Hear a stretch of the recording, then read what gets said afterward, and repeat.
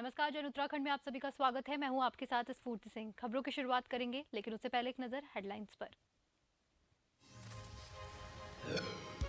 पूर्व केंद्रीय मंत्री रविशंकर प्रसाद का देहरादून दौरा। उत्तराखंड में केंद्रीय बजट की गिनाएंगे खूबियां। भाजपा मुख्यालय में प्रेस कॉन्फ्रेंस, प्रबुद्धजन सम्मेलन को किया संबोधित।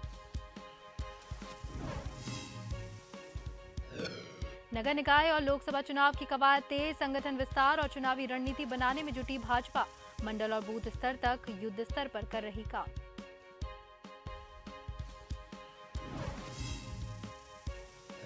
जोशीमठ भूदशा मामला। राजकीय आश्रम पद्धति उच्चतर माध्यमिक विद्यालय में आई मोटी मोटी दरारें। चारधाम यात्रा से पहले प्रभावितों को विस्थापित करने की योजना।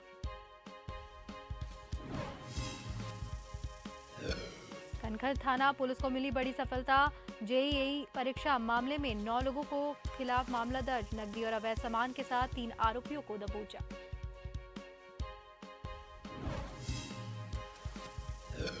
और अंकिता भंडारी हत्याकांड मामला। मुख्य आरोपी पुलकित आर्य और साथियों पर गिरेगी गाज। जनपदों की अवैध रूप से अर्जित की गई संपत्ति की जाएगी कुर्क।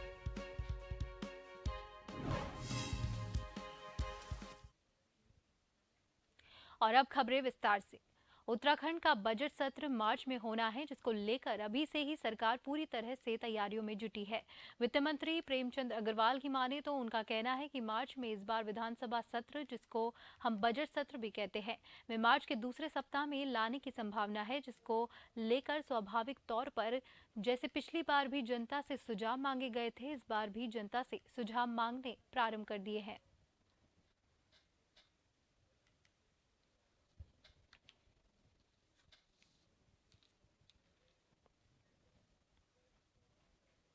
उत्तराखंड में आज भी पहाड़ी क्षेत्रों में सरकारी स्कूलों की बिल्डिंग जर्जर हालत में खड़ी हुई है, जिसको लेकर धन सिंह रावत ने साफ तौर पर निर्देश किया है कि जो भी स्कूल जर्जर हालत में पाए जाएंगे उनका जीर्णोद्वार करना चाहते हैं वे हमें प्रस्ताव भेजें। हमारे पास जीर्णोद्वार के लिए पैसे की कमी नहीं है। इसके साथ ही उन्होंने कहा कि यदि कोई भी स्कूल अवैध मिलता है तो उस पर कड़ी से कड़ी कार्रवाई की जाएगी।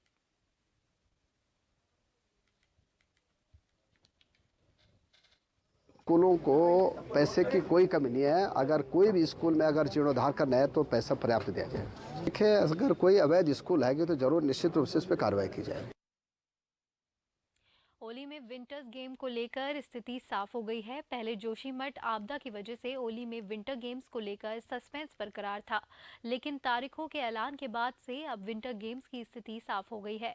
अब ओली में 23 और 26 फरवरी तक नेशनल सीनियर और जूनियर अल्पाइन स्कीइंग चैंपियनशिप होगी, जिसमें पहले ये चैंपियनशिप 2 फरवरी से 8 फरवरी के बीच होनी थी, लेकिन जोशीमठ आपदा की वजह से इसकी तारीखों में बदलाव किया गया है।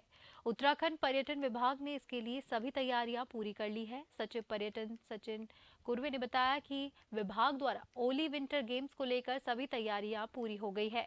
जो भी संस्थाएं वहां पर गेम्स करवा रही है, उनसे पूरी फाइनल बातचीत हो चुकी है। उन्होंने कहा है कि गेम्स की तारीख में बदलाव किया गया है। ओली में विंटर गेम्स होंगे, केवल हमारी तिथि वो भी बर्फबारी थोड़ा लेट होने के कारण उसको चेंज हुई है। उसके लिए हमारे उत्तराखंड पर्यटन विकास परिषद से जो भी हमारे एडिशनल चीफ एग्जीक्यूटिव ऑफिसर जो एडवेंचर टूरिज्म को देखते हैं, उन्हें स्वयं 2 बार दौरे कर लिए हैं। जो कमेटी इसको आयोजित कर रही है उनके भी दौरे हो गए। उनके द्वारा डेट्स में कुछ चेंजेस बतलाए गए हैं, उससे भी हमने एग्री कर लिया है। बहुत जल्दी वो डेट्स का जो डिक्लेरेशन है कमेटी द्वारा किया जाएगा। लेकिन इस बार विंटर गेम उत्तराखंड सरकार जल्द ही मिलेट्स के क्षेत्र में व्यापक प्रचार प्रसार करने जा रही है। कृषि मंत्री गणेश जोशी का कहना है कि जल्द ही प्रदेश सरकार नैनीताल, मसूरी और प्रदेश के अन्य पर्यटक स्थलों में मिलेट्स मेले का आयोजन करने जा रही है, जहां पर मंडुवा, झंगोरा, भटकी दाल जैसे पहाड़ी उत्पादों को बेचा जाएगा। इसके साथ ही सैलानियों के लिए पहाड़ी भोज भी परोसा जाएगा। कृषि मंत्री गणेश जोशी ने कहा कि प्रदेश के कृषक समूह के लिए क्रय सेंटर स्थापित होने से प्रदेश में मंडुआ का उत्पादन बढ़ने वाला है, जो कि एक खुशी की बात है। नैनीताल है, मसूरी है और भी जहाँ पर टूरिस्ट का फ्लो बहुत ज़्यादा है, वहाँ पर हम मिलेट्स मेले लगा रहे हैं, जहाँ उसमें हम अपने पहाड़ी भोज को प्रस्तुत करेंगे और हम अपने उत्पाद भी वहाँ पर वो करेंगे। और आज मैं दावे के साथ कह सकता हूँ, जो हमारे कृषक समूह हैं, एलसी हैं, एलसीएफ हैं, इनके क्रय सेंटर स्थापित होने से जो हमारी जो मंडवे की खरीद है वो बढ़ेगी। और दूसरा, हमने इसके प्रचार प्रसार के लिए भी कल भी मैंने एक बैठक ली थी, योजना बनाई है कि लोग इसका उत्पाद अधिक करें, क्योंकि आज मैं फिर प्रधानमंत्री जी का आभार करता हूं कि राष्ट्रीय खाद्य सुरक्षा में भी इसको लिया है। अल्मोड़ा जिले के सल्ट विधानसभा के ग्राम पंचायत कफल गांव ग्राम प्रधान विनोद कुमार अपने भाई अनोद कुमार पर जानलेवा हमला कर दिया। वो अपने मित्र के घर से वापस लौट रहे थे, तभी रास्ते में अज्ञात वाहन से उतरकर 8 से 10 लोगों ने उन पर जानलेवा हमला कर उन्हें गंभीर रूप से घायल कर दिया। उनके पास से कुछ नकदी, मोबाइल फोन और एटीएम कार्ड भी छीन लिए। फिर उन्हें पूरी रात पर गाड़ी में बिठाकर इधर उधर घुमाते रहे। उनके साथ मारपीट की गई। राहगीरों की मदद से घायल विनोद कुमार को प्राइम हॉस्पिटल लाया गया। फिलहाल उनकी हालत गंभीर बनी हुई है।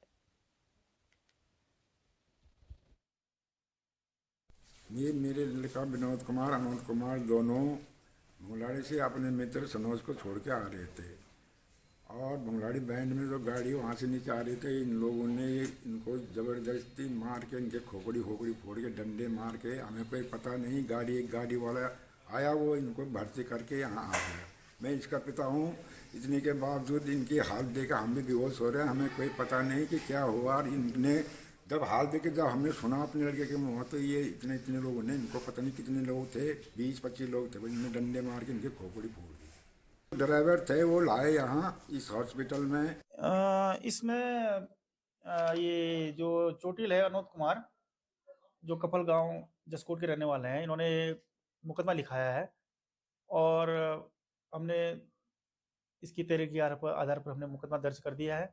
और दर्ज करने के बाद इसमें घटनास्थल का निरीक्षण और उनके जैसे चोटिल है और जो अभी एडमिट है उसके बयान की कार्रवाई लेकर के दरवाजी गए हैं।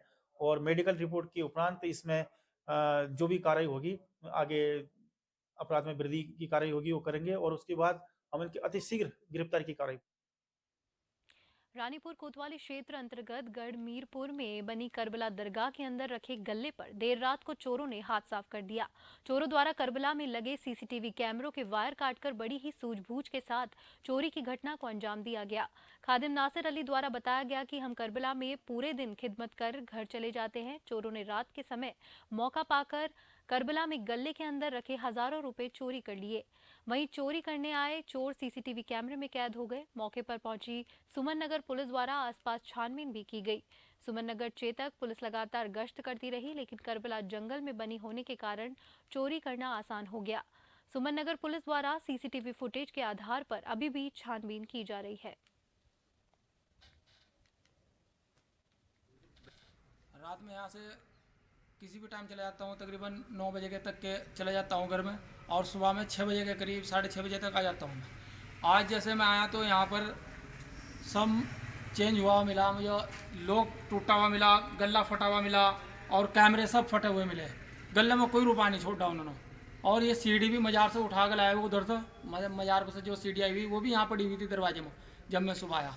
और जो ऊपर वहाँ सामान पड़ा था हमारा थोड़ा बहुत कचरे का, वो भी सब उठा ले गए।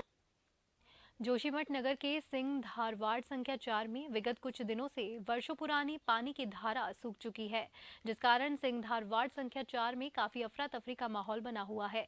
वहीं सिंह धार वार्ड संख्या में रहने वाले पीड़ित परिवारों का कहना है कि हमारे वार्ड में विगत कई वर्षों पुरानी जलधारा पूरी तरह से गायब हो चुकी है, जो कि अब एक चिंता का विषय बनी हुई है। पीड़ित परिवारों का ये भी कहना है कि पहले हम लोग लगातार भूधसाव से जूझ रहे थे और अब अचानक से वर्षों पुरानी जलधारा भी गायब हो चुकी है, जिस कारण हमें पानी पीने के लिए नहीं मिल रहा है।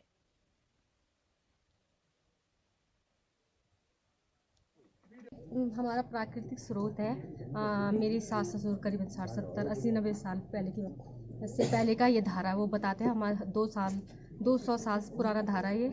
और हमारा सारी चीज़ इसी से होता था, नहाना धोना। पानी हम नल के ये पाइपों के भरोसे नहीं रहते थे, इसी से हमारा पीना नहाना धोना सब चीज़ होता था। लेकिन आज ये पानी सूख गया है, बड़ी विपद दशा हो गई। यहाँ पे जो है ये धारा हमेशा कई वर्षों से हमारे प्यास बुझा रही थी। और यहाँ पे जो होटल वाले भी हैं, जैसे गर्मियों में पानी नहीं आता नलों पे, तो इसी से धारे से सब काम चलाते थे। अब तो इस पे एक बूंदी पानी नहीं आ रहा, अब जल का बहुत बड़ा संकट हो गया। और ये दुर्भाग्य माने कि मकान भी यहाँ क्षतिग्रस्त हो रहे हैं और ये जलधारा भी चली गई है। अभी 3-4 दिन पहले तक इसमें पानी आता था और ये अचानक रात को 3 दिन पहले ये धारा हमें से। वर्ष 2023 को विश्व स्तर पर अंतर्राष्ट्रीय मोटा अनाज वर्ष के रूप में मनाया जा रहा है। आज मोटा अनाज का प्रचलन बढ़ रहा है। ये बात प्रदेश के कैबिनेट मंत्री सतपाल महाराज ने कही। अपने जनपद भ्रमण के चौथे दिन शनिवार को एशिया के पहले होम स्टे हब तिवाड़ गांव मरोड़ में गढ़वाल होम स्टे का शुभारंभ करने साथ ही उत्तर रायनी भागीरथी विकास समिति द्वारा आयोजित कार्यक्रम के दौरान कही। उन्होंने तिवाड़ गांव मरोड़ को पर्यटन ग्राम घोषित करते हुए कहा कि जैसे पंजाब में मक्के की रोटी और सरसों का साग बड़ा प्रसिद्ध है, ऐसे ही हम चाहते हैं कि हमारी कंडली की भुज्जी और मंडुए की रोटी को भी प्रसिद्धि मिले।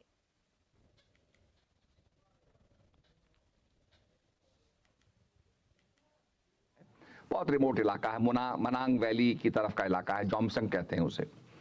वहां जब मैं गया तो उतर करके एक होमस्टे होटल में गया और वहां मैंने देखा कि दाल भात से लेकर के वो पिज्जा भी बना रहे थे, स्पेगेटी भी बना रहे थे, मैकरोनी भी बना रहे थे।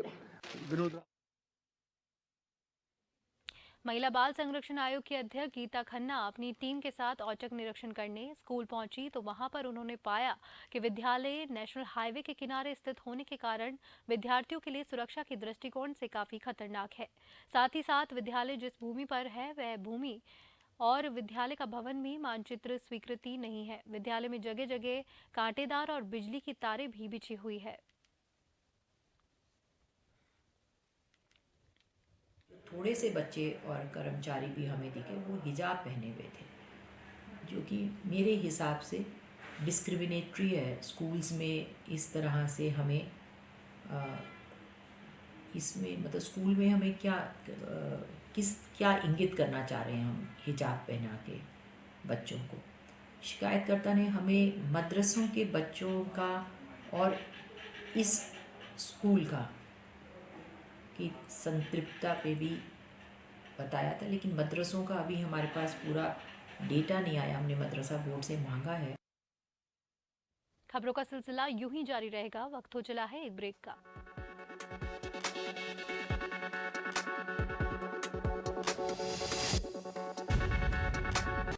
जोशीमठ से करीबन 1 किलोमीटर की दूरी पर रविग्राम मौजूद है, जहां अनुसूचित जनजाति के बच्चों के लिए राजकीय आश्रम पद्धति उच्चतर माध्यमिक विद्यालय बनाया गया था, जो अब खतरे की जद में दिखाई दे रहा है।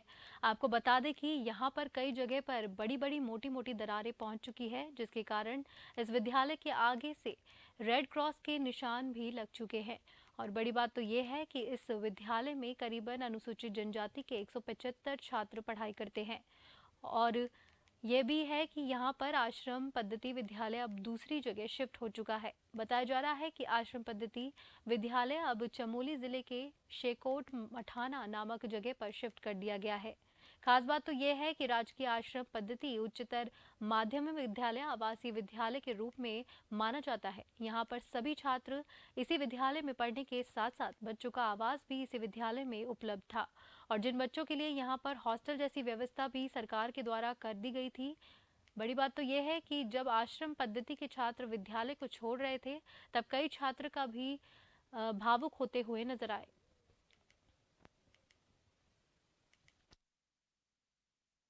में कि आपदा के कारण बहुत दरारें आ चुकी है, जिस कारण ये स्कूल दूसरी जगह शिफ्ट होने जा रही है शेकोट मैठाना में। तो मैं सरकार से ये विनती करना चाहता कि इस स्कूल को इस डिस्ट्रिक्ट से बाहर ना जाने दे।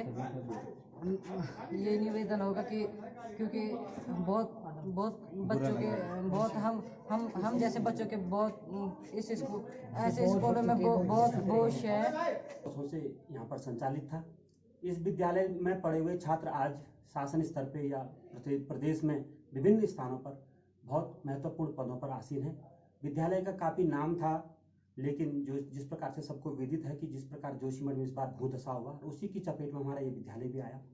तमाम सर्वे किए, वैज्ञानिक यहाँ पर आए, उन्होंने सर्वे किया और सर्वे करने के बाद ये पता लगा कि विद्यालय क्योंकि आवासीय है और ऐसी कंडीशन में क्योंकि विद्यालय के भवन पर दरार है, विद्यालय के फर्श पर दरार है, तो आवासीय विद्यालय होने के कारण यहाँ पर बच्चों को रखा नहीं जा सकता है।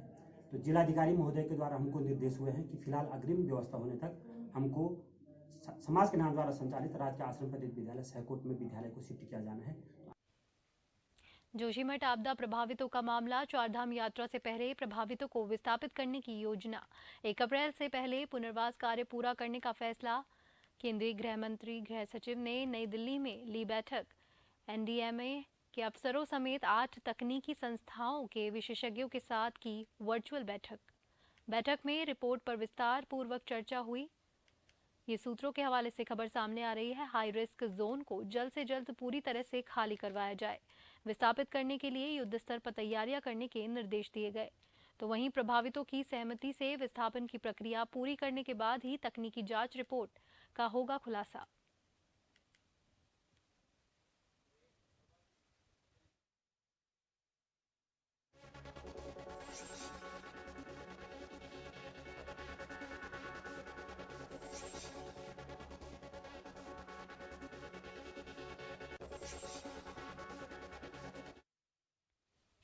नगर निकाय चुनावों को लेकर भाजपा रणनीति बनाने को तैयार है। नगर निकाय और लोकसभा चुनाव को देखते हुए भाजपा अपने संगठन का विस्तार करने और चुनावी रणनीति बनाने में जुट चुकी है।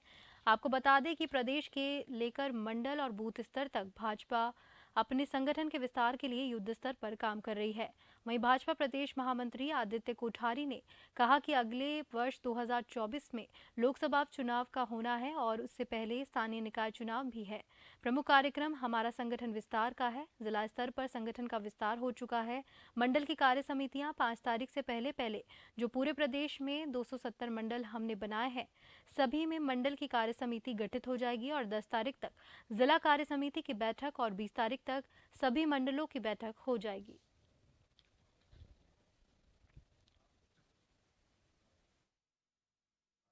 कि संगठन तंत्र के विकास के लिए, विस्तार के लिए एक कार्यक्रम हम इस पे चल रहे हैं।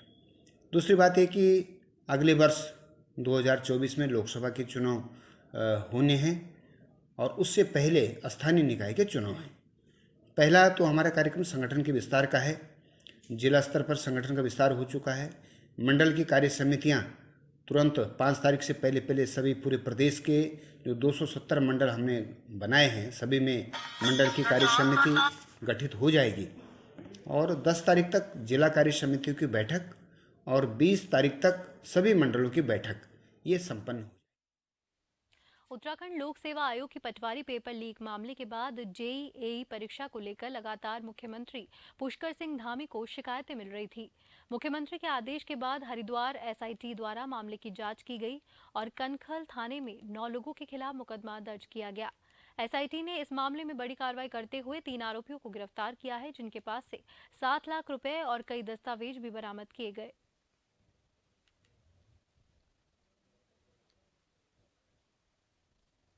माननीय मुख्यमंत्री जी के निर्देश पर मुकदमा 3 तारीख को थाना कनखल पर दर्ज किया गया था।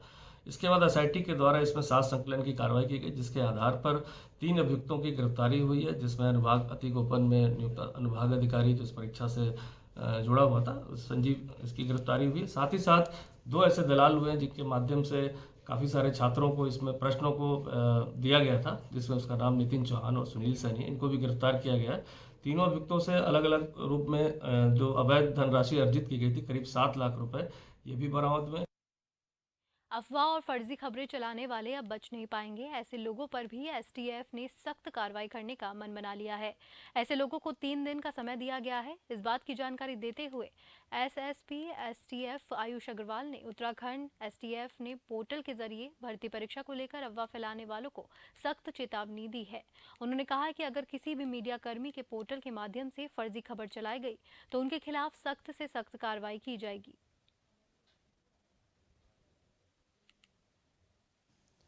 देखिए, विभिन्न सोशल मीडिया प्लेटफॉर्म्स और पोर्टल्स के माध्यम से कई बार ऐसी अफवाहें सामने आ रही थी कि पुलिस कांस्टेबल भर्ती का जो एग्ज़ाम हुआ था उसमें भी लोगों ने आरोप लगाया कि अनियमितता हुई है, जबकि उससे संबंधित कोई भी साक्ष्य साथ में उपलब्ध नहीं कराए गए थे। तो इसमें जिस भी पोर्टल ने, जिस भी व्यक्ति ने इस तरह की सोशल मीडिया पर पोस्ट की है, उनसे हमने 3 दिवस का उनको टाइम दिया है कि आपके पास अगर कोई एविडेंस है तो वो हमारे पास लेकर आइए और उन एविडेंस की हम जांच करेंगे और जो भी दोषी होगा उसके विरुद्ध कार्रवाई करेंगे। लेकिन साथ ही कोई बिना किसी तथ्य के, बिना एविडेंस के अगर कोई अफवाह फैलाएगा। देहरादून सैनिक कल्याण विभाग में इस्तीफे का दौर। सैनिक कल्याण अधिकारी समेत 8 से ज्यादा अफसर और कर्मचारी ने दिया इस्तीफा। सूत्रों के हवाले से खबर सामने आ रही है, अधिकारियों और कर्मचारियों पर गलत दस्तावेज बनाने के लिए बनाया जा रहा था दबाव। मना करने के बाद कई को पहाड़ों पर तबादला करने की दी गई थी धमकी। कुछ अधिकारियों का पहाड़ में ट्रांसफर आदेश भी निकाला गया। चमोली, हरिद्वार और पौड़ी से भी एक कर्मचारी ने दिया इस्तीफा। सैनिक कल्याण विभाग ने इस्तीफों का दौर जारी। वरिष्ठ पुलिस अधीक्षक श्वेता चौबे द्वारा अंकिता हत्याकांड मामले में मुख्य आरोपी पुलकित आर्य और उसके साथियों पर गैंगस्टर अधिनियम के तहत मुकदमा दर्ज किया गया था, जिसके अनुसार उनके द्वारा आपराधिक कृत्य कर अवैध रूप से संपत्ति अर्जित की गई थी, जिसके मद्देनजर पुलिस द्वारा पुलकित आर्य और अवैध रूप से अर्जित की गई चल अचल संपत्ति की जानकारी जुटाई गई।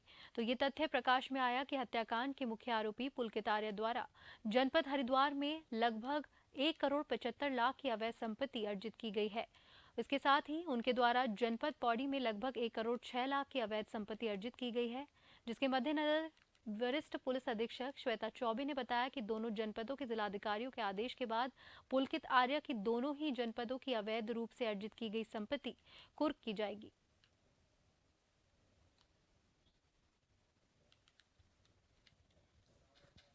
इसमें थाना लक्ष्मण झूला में गैंगस्टर एक्ट के तहत पुलकित, अंकित और सौरभ के खिलाफ मुकदमा पंजीकृत किया गया था।